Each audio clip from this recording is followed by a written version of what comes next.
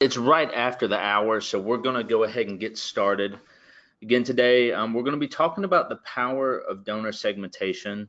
Thank you for taking the time out of your day to spend a little bit of time with us as we talk about this topic. It's one that I really enjoy talking about, and I think it's something that we can all do better as marketers and fundraisers and things like that.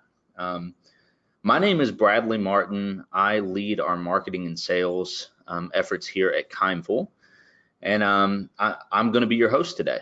A couple of quick housekeeping notes before we get completely into the webinar.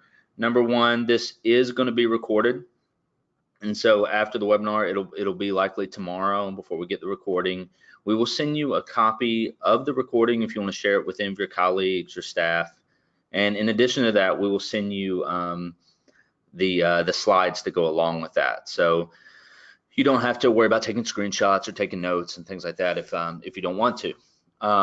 Also, at the end, we will try to reserve as much time as possible to answer any questions. I know that's where a lot of value comes in attending a live webinar. So in your GoToWebinar control panel, you'll see a tab for questions. Go ahead and jump in there and feel free to ask questions along the way. And we'll try to compile questions throughout the webinar. Our staff will be doing that, and then if we we'll try to find some themes and answer as many questions as we possibly can as we go. So let's jump right in today into the power of donor segmentation. And so let me just start off by explaining. I'm sure many people understand what segmentation is, but donor segmentation is the process of dividing an organization's constituents into specific groups based on predetermined attributes. And many of the common attributes that we would see are a constituent's demographic information, their giving history, or even specific constituent behavior. And so I'm going to dig into this even more as we go through the webinar, but these are some different ways that you could, as an organization, segment your donors. Now, if you've joined one of our webinars before, you know one of the things we like to do is ask a poll question, and this really helps everyone on the webinar understand where everyone else is. So we're going to ask you today, if you don't mind, just take a second and fill out, I'm going to launch the poll. You should see it pop up on your screen here just momentarily. How confident are you in your organization's donor segmentation strategy? So go ahead and dive in there and answer those. We'll leave this up for just a few seconds. It looks like about 50% of folks have voted so far. And the options there obviously are: I'm 100% confident, I'm a segmentation ninja, we have a few key segments in place, we segment from time to time, but there's work to do, or we aren't segmenting at all, we need help. So I'm going to go ahead and close this poll. It's been up for 30 seconds. Thank you for all those who responded. You should see the results now pop up on your screen. And this is a lot of what we would expect. And I would expect this not only for nonprofits, but for many businesses, right? That there's a few that really feel like they have segmentation down pat. If you do, then probably you wouldn't be taking the time to join the webinar. Hopefully we can give you guys a couple key tips there, the ones of you who really feel like you've got it down pat. But really what we see is that some people are taking the time to segment when it makes sense, but the vast majority of you, right, it looks like you could use some help. And so hopefully we can provide a little bit today. So I'm gonna go ahead and hide that and move on. So I wanted to real quick just talk about what we're going to cover today. So today's agenda, we're going to cover just a couple of key things I was able to find on why segmentation is important, and my personal, some of my personal views on why segmentation is so important. Secondly, how do you determine what data to track, right? So how do you start this process, and how do you get some good information in place? 3, if you have a database already, what's some quick things you can do to segment the donors you have today? And then 4, I'm actually going to jump into some technology. I'm going to jump into Kindful and then jump into an email marketing provider and show you how you can actually, how easy some of this can be with the right technology in place. I thought this was humorous as I was going through and trying to find some things, right? Why is segmentation so important now? I'm about to get into that, but I think this kind of provides a little bit of humor around it, right? 10 years ago, right? You can see the guy on the left there that, you know, junk mail was the thing, right? And if you got an email, you felt really important. Now that's kind of flipped.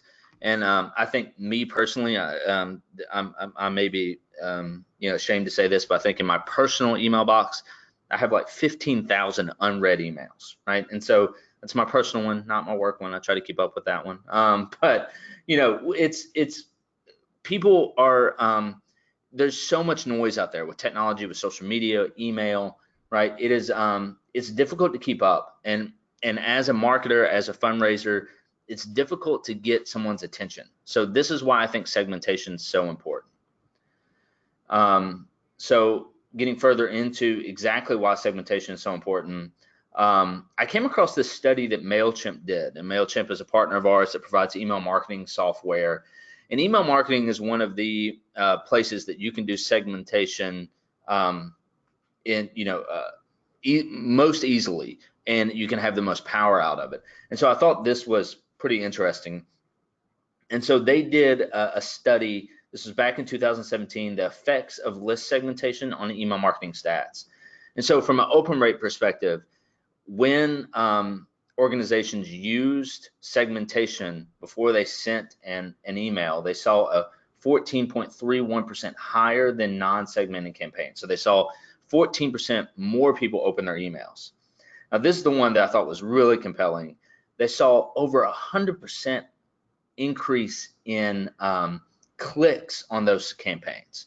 And so I'm sure just about anyone out there would love to get twice as many clicks on their call to action in their emails. And so that I thought was really, really interesting.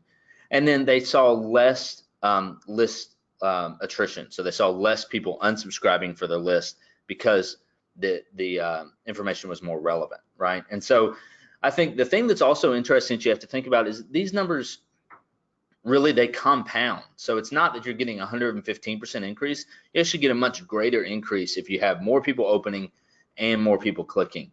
And so these were a couple stats I thought was really interesting. When you get this slide deck, you can go to this the study here at this link and actually dig in a little bit further, and they've got some more stats to go along with this one, but these were the ones I thought people would be able to relate to most.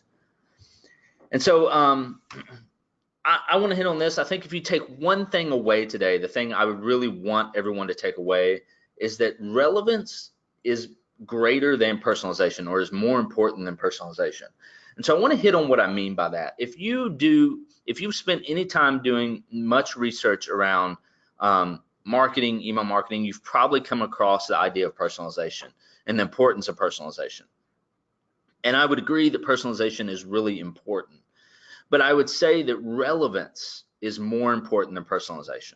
And so I think oftentimes we spend a lot of time thinking about how do I get the right merged fields in, how do I get that type of stuff in place, and those things can be hard and they can be really time consuming because you know, you got to make sure the sentence structure always makes sense and things like that. But I would argue that personalization, just putting my first name in or putting my address, things like that, may not be as powerful as making sure that what you're sending me is relevant, or that I'm interested in what you're sending me. And so I would constantly ask the question of, can I make my messaging, can I make my marketing more relevant? And I'm not saying that you stop doing personalization. I think it's an important piece, but most people expect it, right? Most people expect for their first name to be included in an email or things like that, right? And so I want to show you an example of what I mean by this. And so I want to give you kind of a story of two subject lines. So imagine that me, Bradley Martin, I support an organization. I didn't put an organization name out here, but I support an organization that helps with poverty in Africa. And let's say they have three main programs. They help by providing clean water. They help by providing education. And then they help by providing medical supplies or needs, right? And imagine me, Bradley Martin, is very, very passionate about clean water. It's actually something I am very passionate about. I have done a lot of research into it, and I find it really fascinating and a thing that I would love to see continue to be supported and solve for in the world. And so, but imagine if I gave to this, organization, and I gave them specifically to the program of providing clean water because I find that really, really important.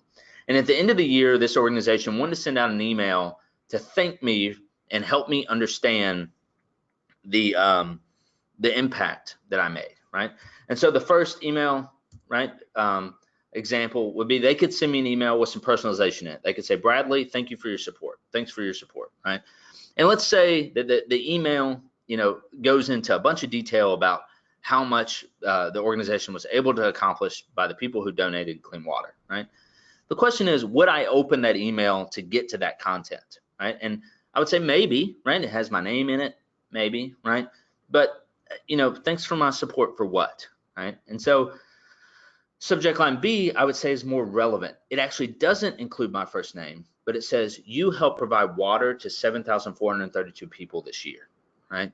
So me, if I'm a person who's passionate about providing clean water, if I read that subject line, even though it doesn't include my name, right, I may be more willing to click on it. So I think this, to me, helps represent the difference between relevance and personalization. And so I think, again, I can't hit on it enough. If you take anything away, make sure that what you're sending is relevant to the person who is receiving it. So we're going to jump on over and start talking about what data you should track as you want to start with segmenting. And so I want to start off by saying this is an area I really, really caution you to be thoughtful and not overthink it, right? It is really easy. I love the term of analysis paralysis. It's really easy to get too deep into the weeds and to really spend too much time coming up with every different way you can segment your list once you start to take this on. What I would recommend instead is think through, and I'm going to move over to the next slide because this is where I start to talk about, really start with your goals, right? So as you start to think about how should I segment, don't necessarily start with the data you have, back up and start with the goals of your organization, right? What are the key goals for this year? Is it to drive more donations to a certain campaign? Is it to increase volunteers, right?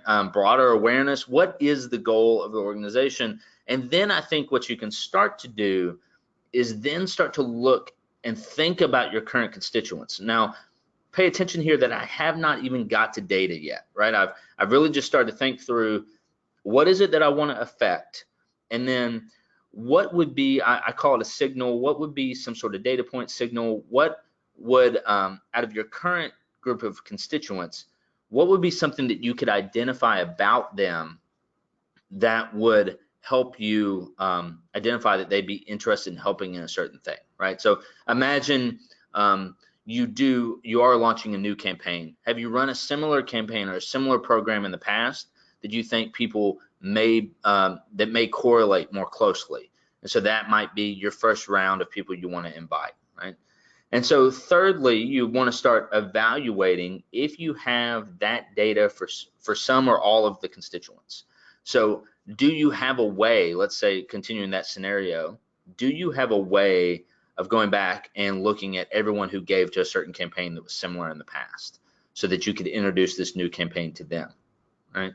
And then 4 is you want to start compiling or collecting for constituents without data. So I think this is an area where I can't say it clearly enough, just ask, right? So if you don't have the certain data you need, maybe send out a survey, or have your, as you interact with people, have your staff ask for that information and then find a place to keep it, right? And I think you need to identify what it is and what data you need and what question you want to ask, but then just start to ask, right? I think sometimes we're a little fearful to ask for too much information. We think it's going to turn someone off, but I'll tell you, I don't think people will mind giving you more information, especially if it appears that you're trying to find out their interest and you're trying to figure it out for a way so that you can be more meaningful in the future.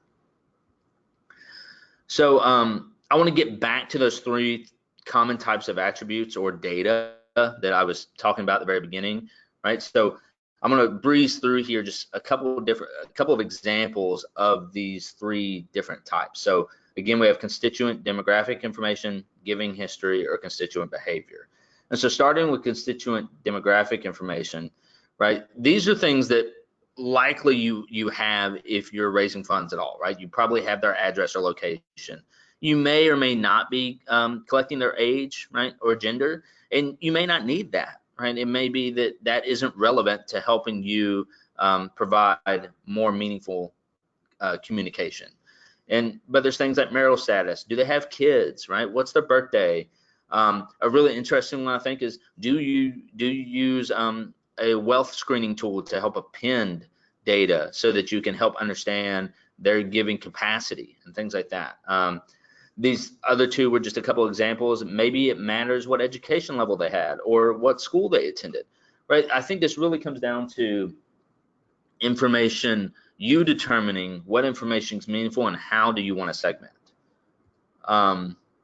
Secondly, right, is giving history. Now, I think for any fundraising professional, understanding the giving history of your donors and constituents is very, very important. And it's a very important attribute for how you should communicate moving forward. And so these are some obvious ones if you're using a donor management tool or a donor CRM, right? Last gift date, their last gift amount, their first gift date, first gift amount, their lifetime gift amount, how much have they given since they've been supporting your organization. Again, getting back into, have they given to specific campaigns or programs in the past? How often do they give? Are they a recurring donor? And then, have they given in-kind gift amounts? Now, these are all pretty obvious, and there's all kinds of different segments you can build off of this, and there's all kinds of different ways you can look at it. And so just taking a couple of these data points together can give you some really, really meaningful information. And so if you don't have a way to view this data for each of your donors, I would say that is something you definitely want to tackle. Because it really, really is the lifeblood of your organization, right? Your fundraising. And then I think constituent behavior is really interesting too. So I think it's one that probably gets used the least, I would assume, mainly because it's a little bit harder to track, right? And so again, you get back into the program campaign gift, like what programs do they like to support, right? Do you have volunteer history put in? Are you tracking what events they've attended if you host events? Gets interesting in, are you tracking what marketing engagements they're interested in? Like, are they interacting with certain emails or social media posts? And then do you do things like advocacy or petitions on your website? Or is there an opportunity for you to do something like that? Or do you provide any additional marketing collateral that you could use to help track what people are interested in, maybe even before they're ever a donor, right? So going back to that idea of your goals, imagine if you had a petition that was for a certain type of advocacy your organization does, and then you really have an opportunity to help a population around that same topic. That would be a great database or segment of your database to send an email out to or to engage with, to start raising funds around that specific topic or that specific campaign. So those are some things you can track, right? So I want to get into talking about how to segment your current donors. So for the 32% of those who say we're barely segmenting at all, or we're barely segmenting, or you only segment from time to time, or we aren't segmenting at all, where to start? Where can you start, right? So first off, you need a single source of truth. And so what I mean by this is a place where you are compiling all of your data about all of your different constituents. This is really important. And it can be hard to put together if you don't have the right type of technology in place. And so a single source of truth could be, right, a donor management software like Kindful. If you use Kindful, then hopefully you see that you have a pretty good single source of truth, right? You could use Excel, right? Or you could use, even some people get pretty creative and use email marketing software for this. I have really labeled these in the order that I would say is best from being a person who has done a lot of segmentation and data management in my career.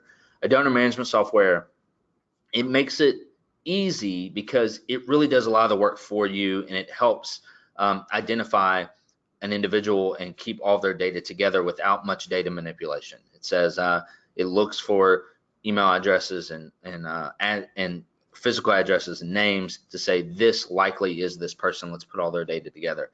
Excel, you would have to do that manually, right? And so that could be a little bit more difficult. And then the email marketing software is likely going to give you the ability to segment based on a limited amount of attributes, and you're going to have to keep that data up to date at all times. Those are a couple places you could consider having a single source of truth. So where do you go get the data to put into those single sources of truth, right? You would your donor management system, if you have one in place, likely is going to have a lot of that data already there, or should have most of that data already there. Your email marketing software is going to have a lot of data in it. It's going to have people's email addresses and how they've interacted with your organization. If you're using an event management software like Eventbrite or any other event management software out there to host events, you're going to want to try to get that data in, who has registered and who's attended. Obviously, your credit card processor, your payment processor, you're going to want all that data in place. And then things like social media platforms, really any place that you're raising funds or you're interacting with your donors, you're really going to want to try to get all that data in one place. So I'm going to dive now into how to integrate technology. So I know I'm moving through some of this stuff fast, and it's pretty high level, but it's those are some of the ways you can go get some data. Then you got to start to manipulate it, right? And so I'm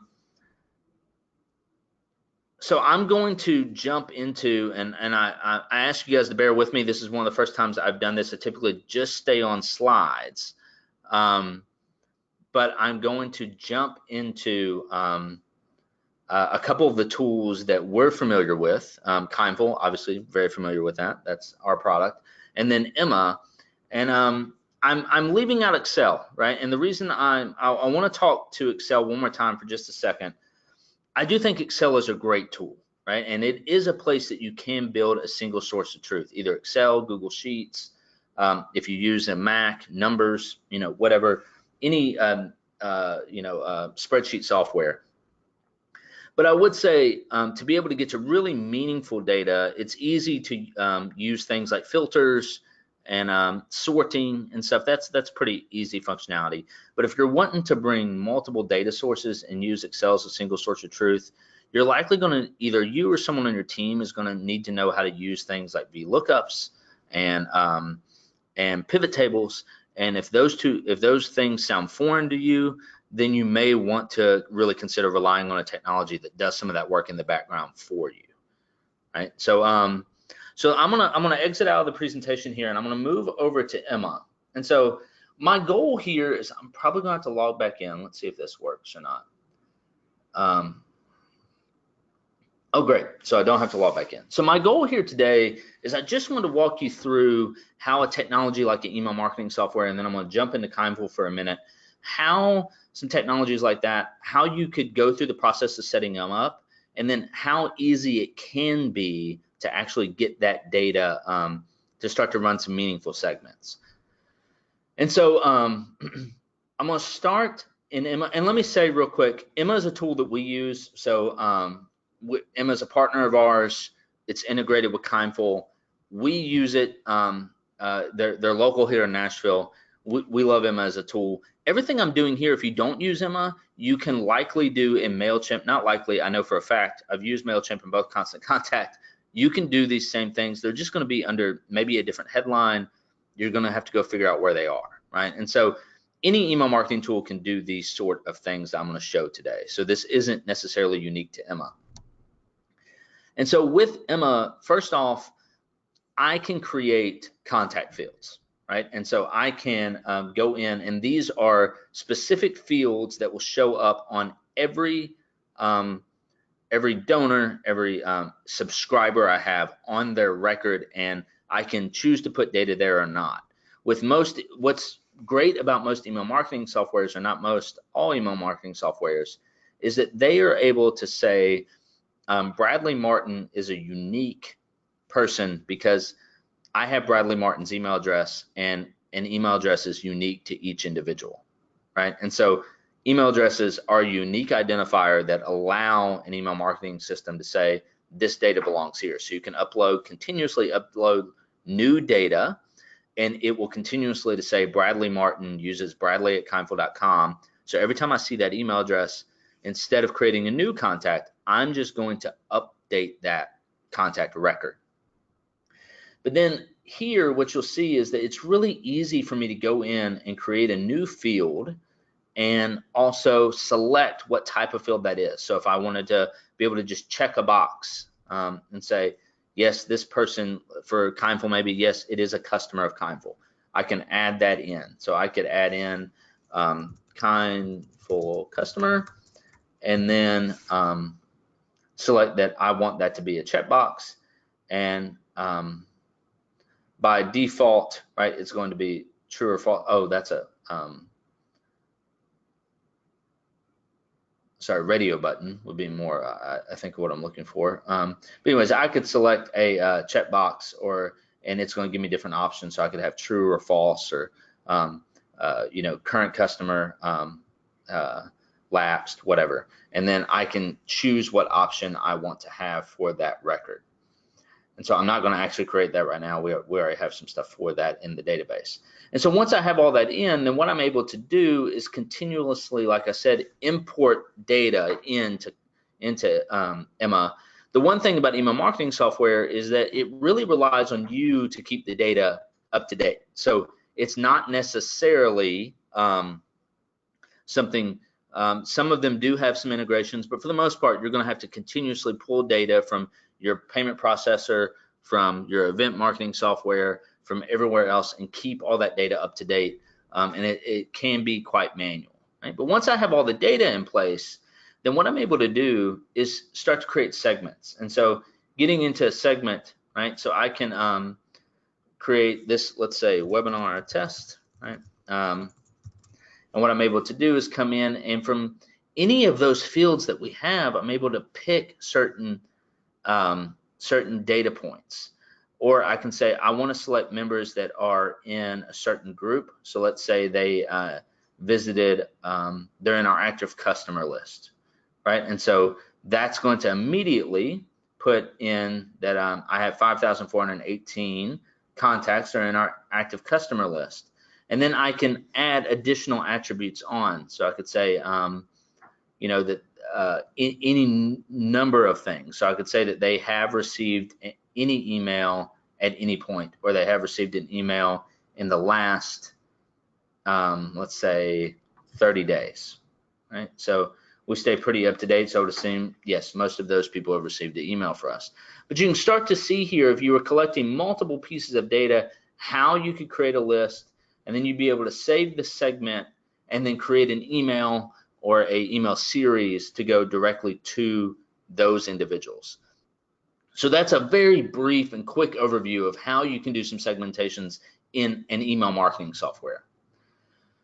So then what I'd like to do is jump over to Kindful and show you how some of this stuff comes to life in a donor management software or a CRM. If you already have a donor management software in place, then you may already be aware of this. I'm going to breeze through this pretty quickly, and then we'll get to some questions here at the end. So, but let me show you how, and I may have to log back in here, so just bear with me. I think that's going to happen. So let's see. Yep, it's going to require me to log back in. So let me do that real fast. So I'm getting logged back in here. Okay, great. And so what I want to do is I want to show you an individual person's profile. So we're going to go to Daniel Stevenson's profile. So this is our demo environment. Daniel Stevens, unfortunately, is not necessarily a real person, right? If so, it'd be great because he would have given $1.5 million over his lifetime. But what I can see here is quite a few attributes about Daniel Stevens, right? So I can see his lifetime giving amount, his year-to-date giving amount. His first gift was in February 20th, 2013, so he's been with us for 5 years. And his most recent gift, right, was $50, and he has an open pledge for $100. So these are all, when you get into that giving history, these are some great stats that you can have that then you can go run reports on. So I'll show you that in just a moment. And so, and then I can see all of his different activity, the task, who's reached out to him, if he has any recurring transactions on file. So a lot of rich data here. And then I can even see his related contacts. So if he has a spouse or a child that's in our database. And then what I'm able to do is, so this is one individual's record, but you can see how all of this data is really rich. You're also able, just like you could in Emma, you're able to create custom fields that you can go into and actually create custom items that you can track about each constituent. And so where this really becomes very, very powerful is that Kindful on the front end goes ahead and pulls some of this data together right in our dashboard. And so I'm going to not spend too much time here, but one thing I'd like to point out is we go ahead and create a couple key segments. So as being fundraising professionals, I'm sure you guys all understand the importance of retention, retaining your donors. And so Kindful goes ahead and runs a report and lets you know, segment 6 people or how many ever people you have in your database who have not given in the last 12 months. And specifically people who gave this time last year and have not given since. And so that would be a great report. And I'm able to click right on that, right in there, and see who those people are.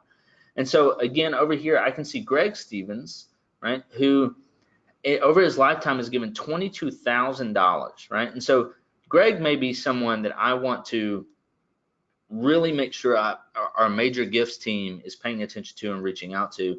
And then with a tool like Kindful, what you can do is you can start to segment each individual. So I can start to dig in and understand further. If let's say I had 200 people here, if you had a larger database and you had a lot of people, you could start to add additional segments in.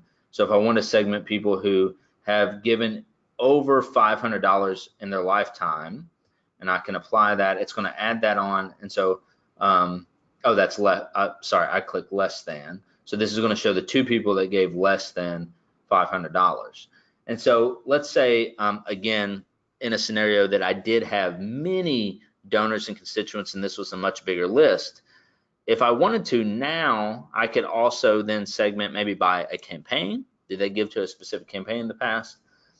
And then I can come over here and very easily just click select all, and then add or remove to a group. So I can add to a group, and I get to choose the group I want to add to, and I can create a new group. So let's say I did that, and then what I'm able to do is just click save, and all those individuals would be in a group. And the wonderful thing about a tool like Emma is that, about Kindful, is that it integrates directly with tools like Emma and MailChimp and Constant Contact. And so then those groups would show up right over there where I can send a very targeted email. Or I could do a mail merge and send a letter if I'd like to. So this gives you many, many different abilities to quickly run some segments and create some groups that are very meaningful and give you a lot of power in your messaging. And so that's the extent of what I'm going to show today around technology. Get back into the presentation here for just a second. And so again, we went through those 2. Just want to show you how some of that stuff can come together if you're using the right tools. And so moving on to, we did have one more poll question here. So the next one is, it's interesting for us to know, how soon would you like to add technology to help better segment your constituents? So you should see this poll pop up here. Well, let's see. I'm sorry. I think let's see if I can relaunch it. Unfortunately, I think I may have Yep, I accidentally double clicked there and it doesn't seem like I have a way back. And so unfortunately, I won't be able to relaunch that poll. So do me a favor, if you are interested or you would be, just drop a line in the questions and say, hey, I'd love to learn more, and we will make sure we reach out to you. And so if there's any more, I'd love to hear if anyone is interested in learning more about technologies that can help you segment. So sorry, there was a little bit of user error there. So moving on, a little bit about Kindful. If you're not familiar with Kindful by chance, right? Kindful is a donor management software that helps nonprofits organize data and manage their donors better so they make a greater impact on the world. If you would like more information about Kindful, feel free to head over to our website and request a demo there. One of our team members will reach right out, and we will be happy to give you a personal demo and help you understand how Kindful can help your organization. One other thing I wanted to mention about Kindful is we currently are holding a really, really awesome offer, and that is that if you purchase Kindful before the end of next month, you're able to actually upgrade to the next plan for free forever. And so what that means is, like, our base plan is $100 for 1,000 contacts. You actually would get 5,000 contacts for the price of the $100 contact plan. So if you are considering any donor management software, improving your donor management software, we'd love to talk to you about this. This is a definitely a limited time offer. And really the reason we're doing is that, we really want, as we're going into the end of the year and giving season, we really want to make sure that organizations have room to grow in their database and they don't feel like they have to manage their contacts and stuff like that, that they can grow and they can have plenty of room to grow their customer base as they go. And so I'm going to jump into some questions here now. And so again, thanks for taking the time to join. If you have questions, please go ahead and submit them. We'll continue to go through them. I'll spend as much time as I can here going through some questions, probably even close to the next 20 minutes or so. I think this is a really meaningful time. So if you need to jump off, I understand, but if you have questions, let's jump into those. So someone had asked, are there fields for wealth indicators? And so yes, so there's tools out there like Donor Search is one that I'm very familiar with, that actually can take someone's first name, last name, email address, and physical address, specifically if they're in the United States. And what they can do is actually find that person or match that person and then give you back some wealth information. So they use many data sources, I think like 25 different data sources, to help try to provide some information on whether or not that individual, what's their propensity to give and how much do they usually give. And so there's some really interesting data there.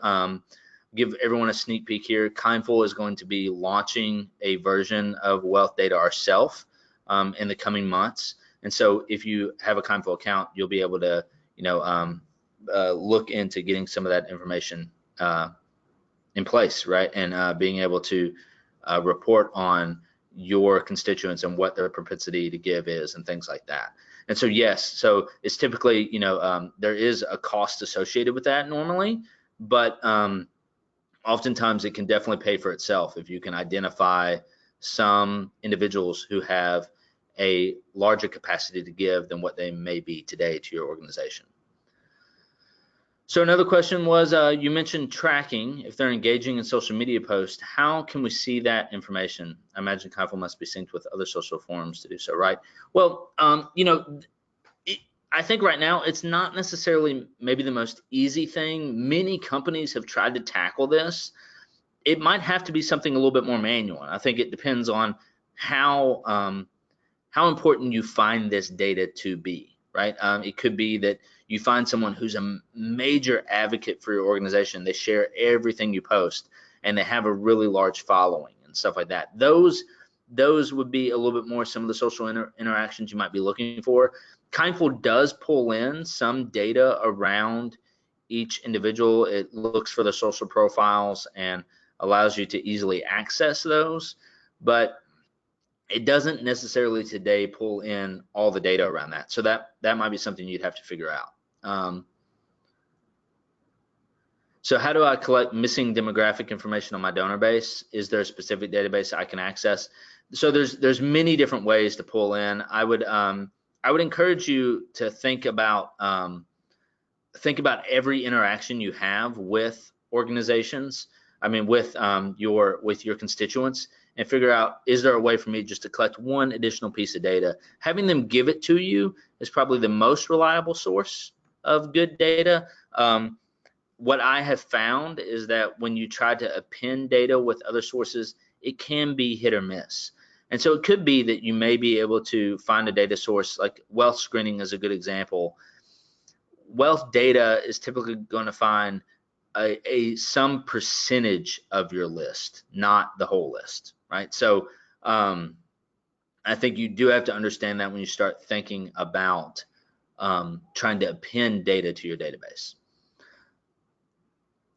How can I find contacts who are not in any group? So I'll tell you what, I'm understanding that some people on here probably aren't necessarily Kindful users. I'm not going to get too deep into Kindful specific questions, but what I will do is have our support team reach out to you, and we will we'll make sure that you can get that question answered. Sorry, I'm reading a couple here to figure out if there's a couple of specific questions.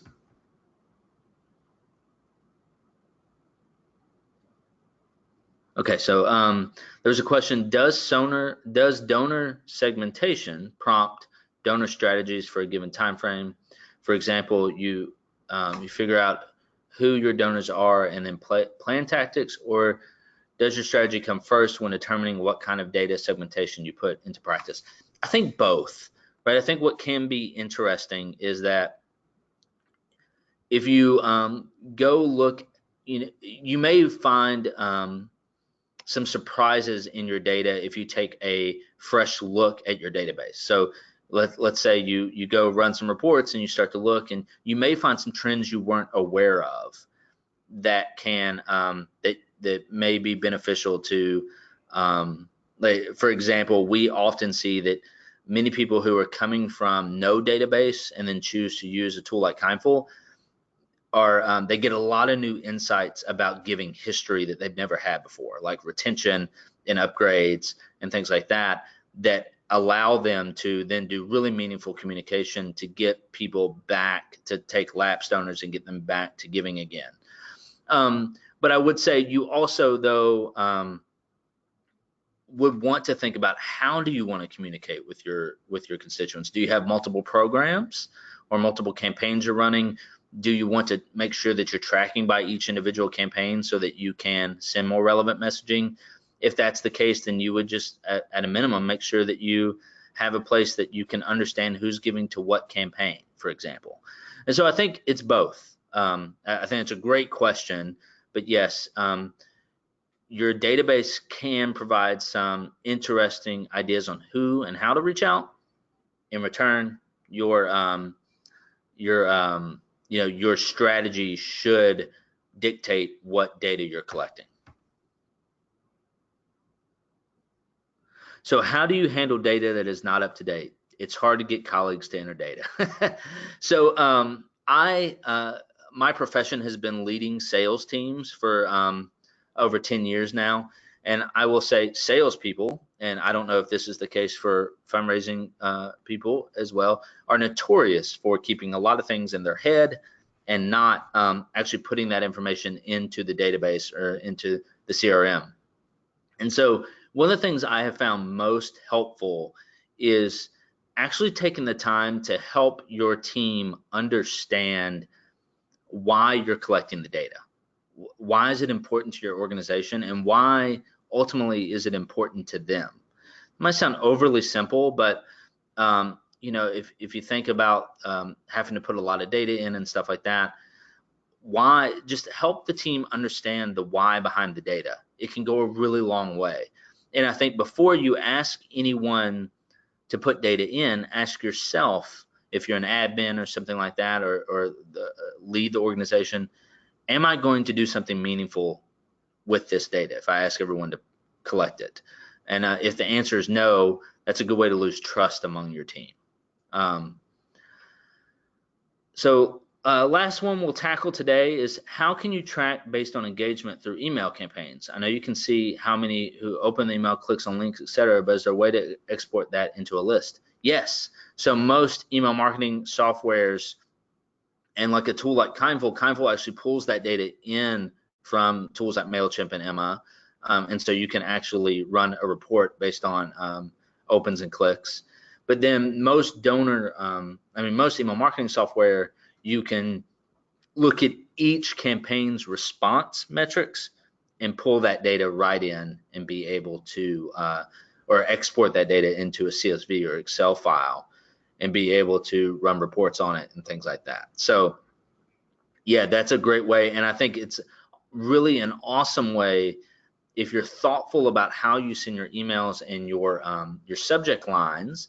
You may be able to find some through lines, right? Or you may be able to find that when you send information about water versus medical care versus education, you might be able to find some trends where certain people in your database open emails that are more about water, or they click on certain stories even in and that can be a little bit time consuming, but really, really valuable when you think about trying to create an ask for funds or things like that. So, we'll give everybody about 13 minutes of their day back. I really appreciate everyone taking the time here to join us and to reach out. If you have any questions for me personally, or if we didn't answer your question, we'll be reviewing those, trying to get back to everybody as timely as possible. But if you'd like to reach out to me personally, my email is bradley@kindful.com. Feel free to shoot me an email. I'd love to chat with you about anything I can help with. So again, thanks everybody for the time. Have a great day.